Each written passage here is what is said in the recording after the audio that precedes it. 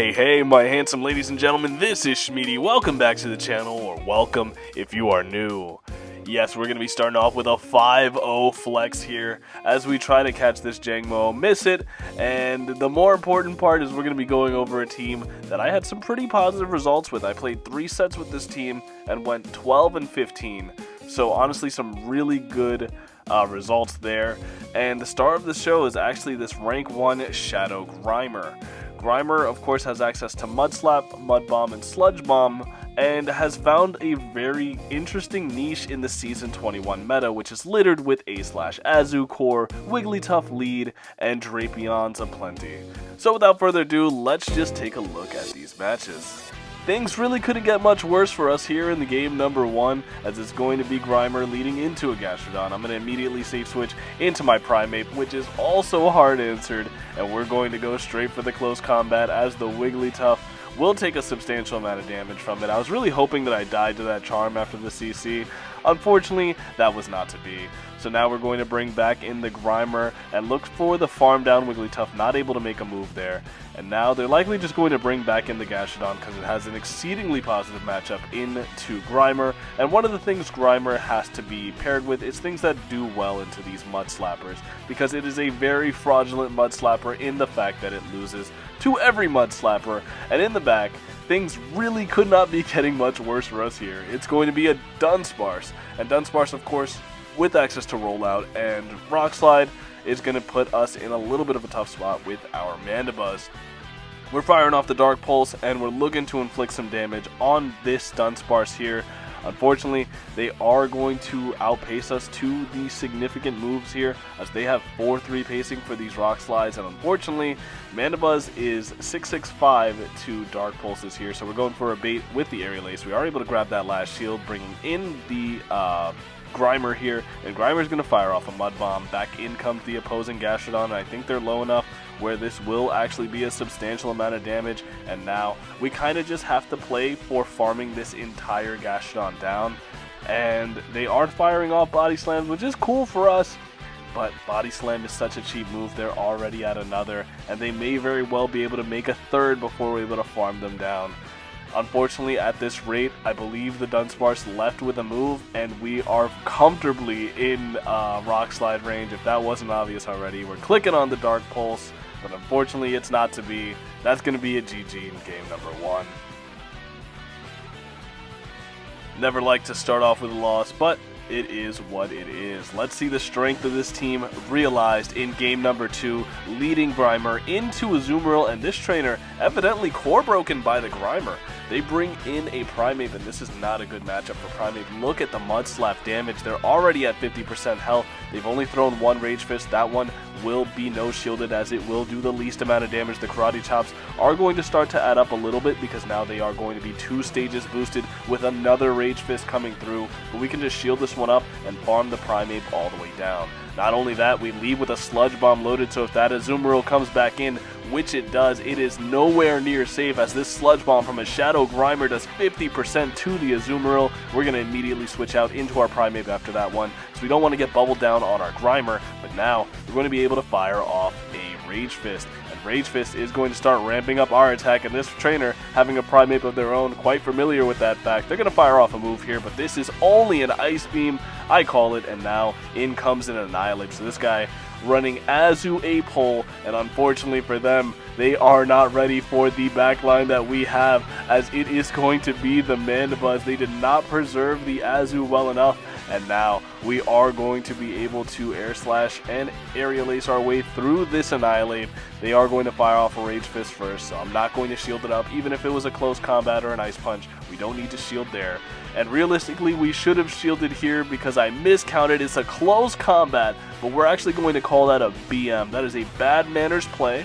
Of course I knew that was a close combat, but I also knew I would live, bring in the Grimer, and get this into perfect farm down range for the Mandibuzz. We made that game way closer than it had to be. GG's to that trainer. In the next game, it's going to be Grimer leading into a Superior, and despite the typing advantage on paper, this is actually not a good matchup for Grimer, as we are hitting for resisted Mud Slaps and Mud Bombs, and we have to build all the way up to a 15-turn Sludge Bomb in order to do any meaningful damage to the Superior.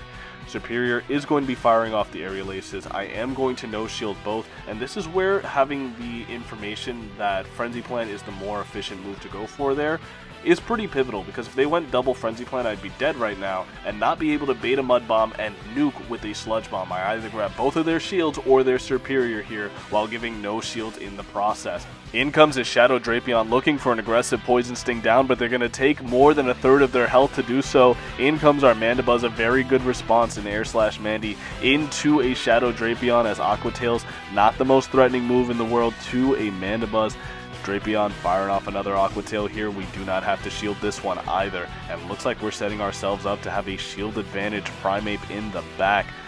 Another Aqua Tail is going to come our way, but Mandibuzz still just shrugging off this damage, no problem whatsoever. We're going to fire off one more Air Slash and the Aerial Ace to either pick up the KO or grab the last shield from the opposing trainer, and they are in a bit of a predicament as they have allowed us to have a Primeape with a 2-to-1 shield advantage, and this is absolutely massive, as Rage Fist is going to allow us to easily handle this Toxapex despite being in a type disadvantage matchup, because they only have one shield and Toxapex's pacing is so terrible, and Brian is also so terrible. That doesn't have anything to do with this matchup, but I just needed to slander Brian a little bit there. Nevertheless, we are going to fire off a Rage Fist. Rage Fist now ramping up in the damage onto the Toxapex. Toxapex no shielded a Rage Fist. If they no shield this one, they will be deep into the red health, and now they're going to fire off another Brine, but two Brines are needed in order to KO our Primeape. We're looking for the farm down, and we're able to get it. Down goes the Toxapex. GG's to this trainer.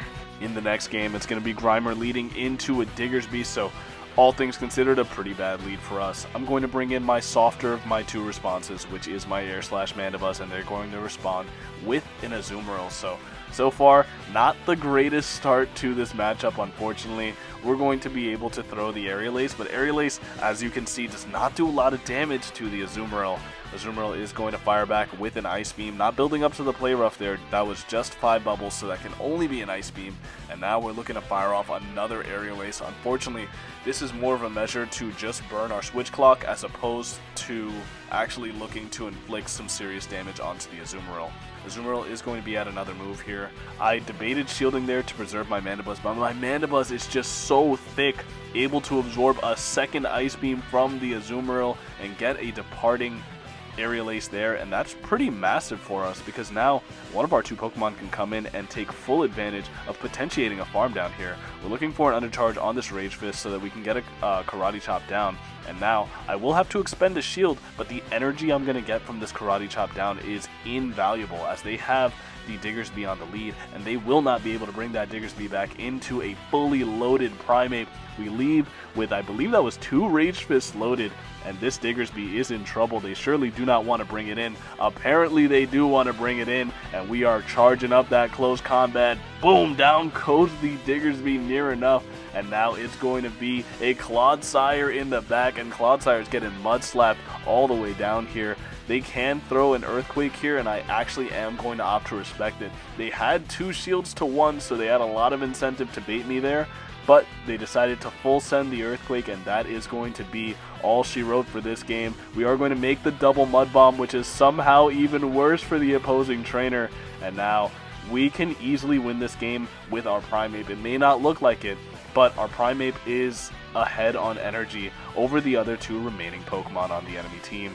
So now we are going to build up to a Rage Fist plus a close combat. They catch the Rage Fist on the Diggersby, but this is not the play. Diggersby's in Rage Fist range, and now we have a close combat that's boosted, and this should be exactly enough damage to KO the Clodsire. GG's to this trainer. Primeape ending up in these negative type matchups and still coming out victorious is proving to be a real menace. Speaking of proving to be a real menace, we're going to have a Quagsire lead, so we are going to have to switch out immediately into our Primeape, and we can negate the fact that they have a 1-turn lead, and the reason for that is because we pace quicker to our Rage Fist than they do to their first Aqua Tail, thanks to that recent Mudshot rework from last season.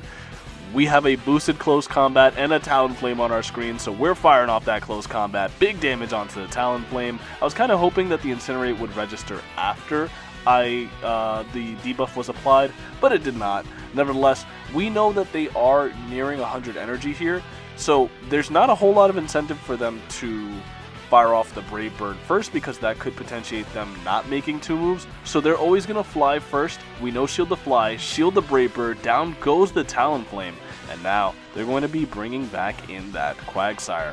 Quagsire, a little bit problematic for this team to see, but I'm going to fire off the Aerial Aces here.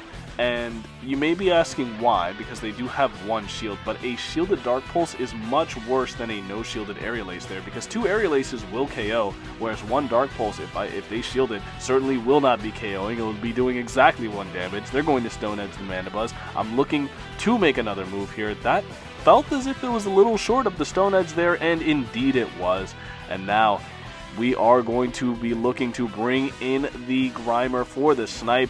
In comes the Primeape, and this game is absolutely over. Sludge Bomb is reached on the Grimer, one-shotting the Primeape. GG's to this trainer. We have a problem in the next match. We are triple core broken by this next Pokemon. It is going to be the Togetic in the lead, and they are going to immediately switch out into their Dunsparce. This surprises me quite a bit here, because naturally I would think that they would stay in knowing that Grimer's a Mud Slapper, but a lot of people see the Shadow Grimer and still think that it might be running Poison Jab, as if you had one built before Season 20, that would be the preferred moveset. Nevertheless, we are going to build up to that close combat and send the close combat at the Dunsparce. Dunsparce goes down. Of course they're going to bring back in the Togetic, as they would be double resisting these Karate Chops and any fighting type damage for that matter. We're going to fire off Rage Fist number 1, and Rage Fist number 2 is swiftly to follow. And this will do a solid amount of damage onto the Togetic, getting them below 50%. They're going to hard swap into a Gastrodon, and that is perfect for us.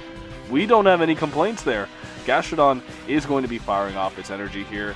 Water Pulse would be worse for us in this situation, and of course they have Water Pulse, but we just have to try to work our way through it.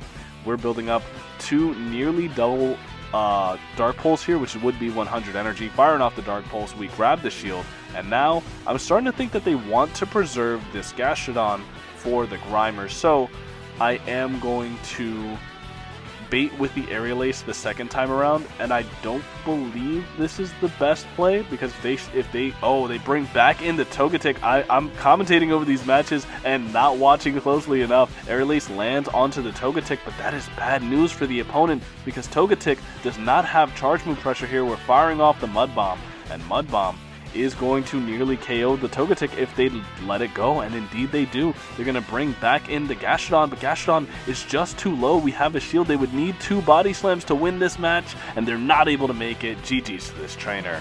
In the next match, we have another Mega Core Breaker to the team. It's going to be Dragonite into our Shadow Grimer. We're going to switch immediately into Primeape, and the reason for this is because we're going to build up to 5 and bluff an Ice Punch. They have to shield the first, or they will get instantaneously KO'd by an Ice Punch, and now we're able to make another Rage Fist. This Rage Fist now boosted is not a move that would comfortably be no shielded by the Dragonite, so they're going to opt to put up 2 shields. Here, I think because I have the 2 shield advantage, I'm going to end up showing third here, and I'm going to bring in Mandibuzz. They're going to be firing off energy here. I doubt that they're going to superpower and switch, so I am going to no shield it. It's going to be a Drapion coming in, and this is perfect for us. We can no shield the first move, and if they make a second, we can just commit to farming it down. It's going to be the Crunch. Are they going to be able to make a second Crunch here? No, we actually go to the CMP tie with the Mud Bomb, but with no shields remaining, this Drapion is getting taken out here. And now if they bring back in that Dragonite, they better hope they make 2 moves before we're able to make a Sludge Bomb here, because if not, they are getting taken out by a Sludge Bomb here. Here comes the first move on the Dragonite. We're going to put up a shield, of course, and now we're going to actually bring in the Mandibuzz, and in comes an Ariados in the back. This trainer forced to make a decision like hard switching in an Ariados into an Air Slash Mandibuzz. That is absolutely, as Jamie Finn would say, a shambolic state to be in. They are going to fire off a lunge here. They would never Trailblaze. And now I'm going to be able to fire off this Aerial Ace. It is the CMP type, and I believe since they are going for the lunge here. We actually live it. Oh my goodness. I did not. My Mandibuzz always surprises me with the things that it's able to live. We bring in the Grimer immediately. Go for the Sludge Bomb. Down goes the Dragonite. GG's to this trainer. We're getting into our final game of the video, and it's going to be another awkward lead here to start. It's going to be Grimer leading into a Talonflame, and Talonflame is, like I said, pretty awkward for us to deal with. They're going to fire off their energy on alignment, giving us a full free Mud Slap, and because of that, it actually is going to change how I play this out. Now, bear in mind, this Talonflame is firing off flame charges, and so that will come into play in just a moment here. We're going to fire off Mud Bomb number 1, and we did expend a shield here. I think I'm looking to get both shields off of this Talonflame here. So I'm going to throw one more Mud Slap, which is always safe, into a 5-turn move, because the damage will not register quite yet, and force either a shield or a KO on the Talonflame. And bear in mind, they are at 20 energy right now. They threw 2 flame charges, which is the equivalent of 100 energy, and they are at 1 Incinerate, meaning that they are at the very least 2 Incinerates away from another move. So we bring in the Primeape into the Talonflame, which you might think in the Zero Shield scenario is a terrible idea, but we're able to make that close combat, KO the Talonflame on the CMP tie, and now they're going to bring in their Gastrodon, and a non-Shadow Drapion is revealed when we show our Mandibuzz.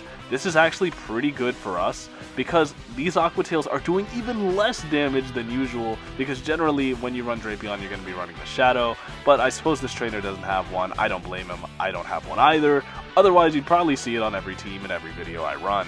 Nevertheless, we are going to be going for another Aerial Ace here, nearly KOing the Drapion here, and getting this energy off this Drapion is actually pretty important. It's going to be an Aqua Tail. I am looking to make a close combat, not quite able to, so we're going to have to settle for the damage from a Rage Fist, but this is still substantial damage in this particular endgame, because Body Slam does not do a lot of damage. We are outside of double Body Slam range here, as you can see, and because of that fact, we just have to overfarm just a little bit here and basically pray that the Drapion isn't able to make a move here. Double Body Slam is reached. We know that they are 4 away from the next Body Slam, so we throw 3 Air Slashes as we would lose the CMP tie. Fire off the Dark Pulse, as I don't believe the Aerial Ace would KO there, and it's going to be close. We make the last second Aerial Ace after 1 Air Slash, and the Drapion was not close enough to a move, so Mandibuzz clutches. GG's to this trainer. If you made it to this point in the video, thank you so much for watching. It really means a lot to me, and let me go over my complicated history with this Pokemon. Shadow Grimer is a Pokemon that I actually built last season. I have the rank 1, 10, 15, 14, and I wanted to try it out last season, but I could not get it to work. So I actually thought it was fraudulent and was slandering it a bunch recently, until one of my friends told me to try it again. So I did, and I paired it with Mandibuzz, and it actually performed very, very well. It exceeded my expectations quite a bit, and honestly, I think it's really good into what's currently meta. The A/Azucore is everywhere, Wigglytuff is everywhere, and Drapion is everywhere, as well as Clodsire. So it has a lot of play into a lot of the currently strong meta Pokemon, but I will say there may be a little bit of a meta shakeup in January with some really interesting Pokemon releasing, so if you do want a Pokemon that's future-proof, Shadow Grimer might not be for you, but if you want to run it now, it is absolutely top-tier fun, and I wouldn't recommend it anymore. All that being said, I've been Shmeaty. Thanks again so much for watching. I hope to see you guys again next time, and have a good rest of your day. Bye.